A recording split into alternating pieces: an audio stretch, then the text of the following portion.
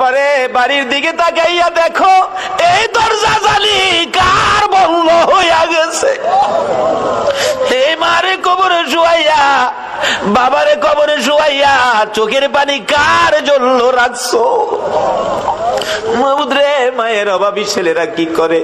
এতদিন তো শুধু বলতাম, এখন তো নিজেও মার অভাবী।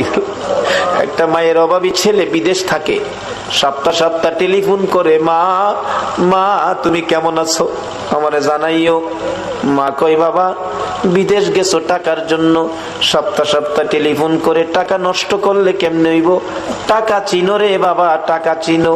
ছেলেটা টেলিফোন করে বলতেছে, মা মা গো আমারে বাধা দিও না গো মা, আমি টাকা চিনি না, আমি চিনি আমার দরদি মা।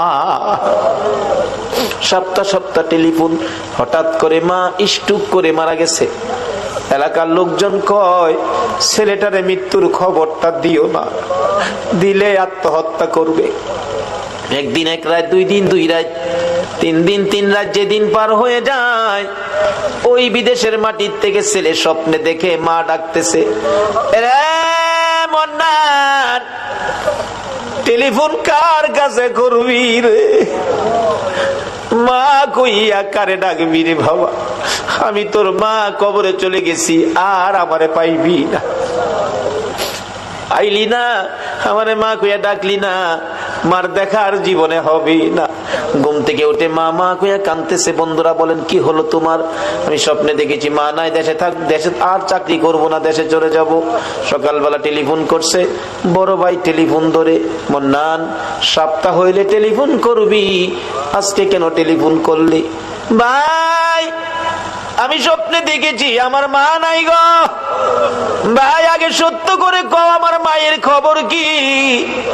খবর যদি না কও আমি কালকেই বাড়িতে চলে আসব, মায়ের কাছে দাও, মায়ের সাথে কথা বলবো। মার কাছে যদি টেলিফোন না দাও আমি কিন্তু কালকে বাড়িতে চলে আসব। বড় ভাই টেলিফোন ফালাইয়া একটা দূর মায়েরা মায়ের খবরের পাশে, মা মা গো তোমার পাগল খবর পাইছে গো, কালকে বলে বাড়িতে আইব। বড় ভাই সকালবেলা মাইক্রো ভাড়া করেছে, বুড়া বাবা পিছে পিছে ডাকতেছে, আমারে সঙ্গী করি লইয়া যা রে, মায়ের পাগল রে কে